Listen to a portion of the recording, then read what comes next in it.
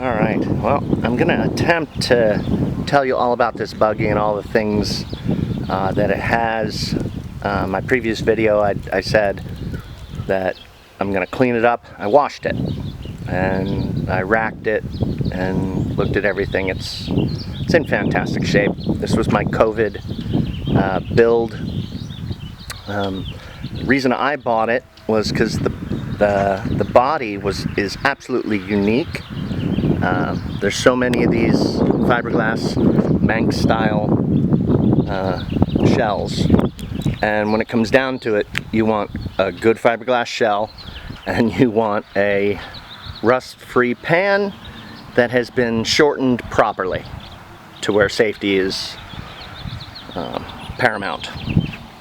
From there, I put the H4 headlights in, new wheels and tires, all new steering components, all new brake components front and rear, to the 5 wide with new tires front and rear.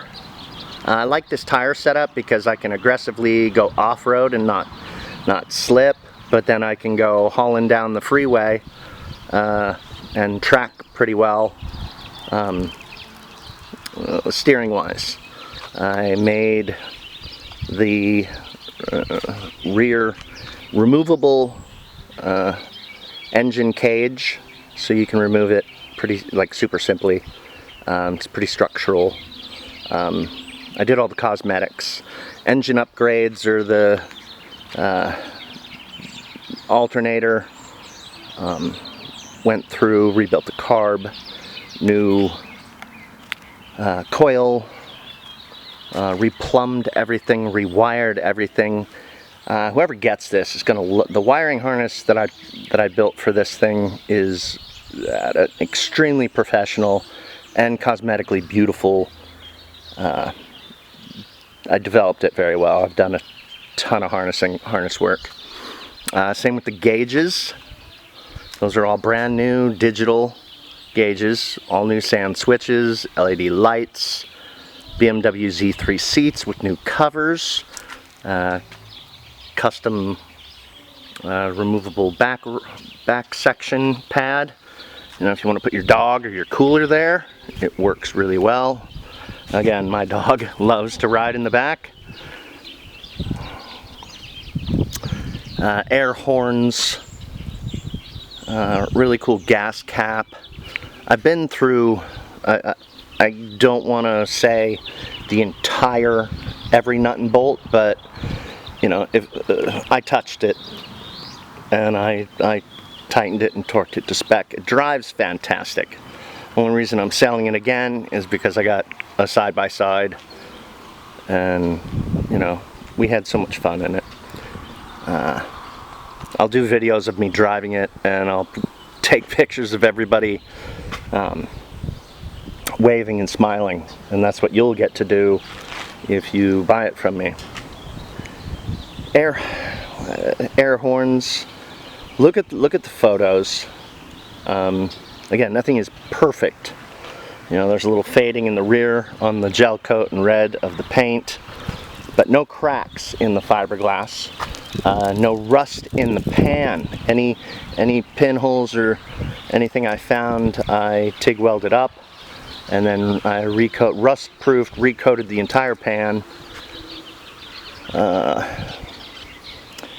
There's just too much that I've done to this to try and put it in one video, but all the controls from brakes, gas, clutch, shifting, you know, went through new shift bushings. E-brake takes 3 clicks to hold the vehicle on a hill. Yeah, again, I'll have to review this video and then realize what I missed telling you and tell it to you in the next video. But again, I'd love to know what body this is, because the silhouette of it is extremely striking. I like it, you can put lights or an oil cooler in that front grill section. There's room before it hits the gas tank to do so. The seats are comfortable. They even recline a bit. They're from a Z3. And again, really reactive steering, really reactive gas pedal. The other reason was that the power plant was good when I bought it, and now it's tuned fantastic. I can literally let this thing sit for a month, 2 months at a time. Just crank it over, give it a couple stabs of the throttle, and it fires right up. Comes to an idle. Gauges are fantastic. You have such good knowledge of what's going on, from RPM to volts to oil pressure. Oil pressure sits at 40, you know, and gets a little thinner if you hot rod the crap out of it. Switches are, you know, for headlights, for gauges, I'm sorry, for headlights, parking lights. There's extra room on 2 switches for any ancillary or auxiliary equipment you want to put in. And I've done it because this is a fiberglass body and I know a lot about electrical. The whole brand new harness from headlights to taillights is all relayed. So I doubt this will come out well, but fused, relayed, yeah, and there's an extra redundant relay, and then there's still 2 relays that haven't been dedicated to anything. So TAC, GPS speedometer, brand new fuel gauge and sender, oil pressure gauge. Like I said, the reason the pan looks so beautiful in these photos is because I keep rubber mats on top of it. Yeah, so I will do driving videos, I'll do more photos, and then I'll think to myself, why are you selling this thing, man? You're so happy when you drive it. But can't keep them all, man. All right. Next video.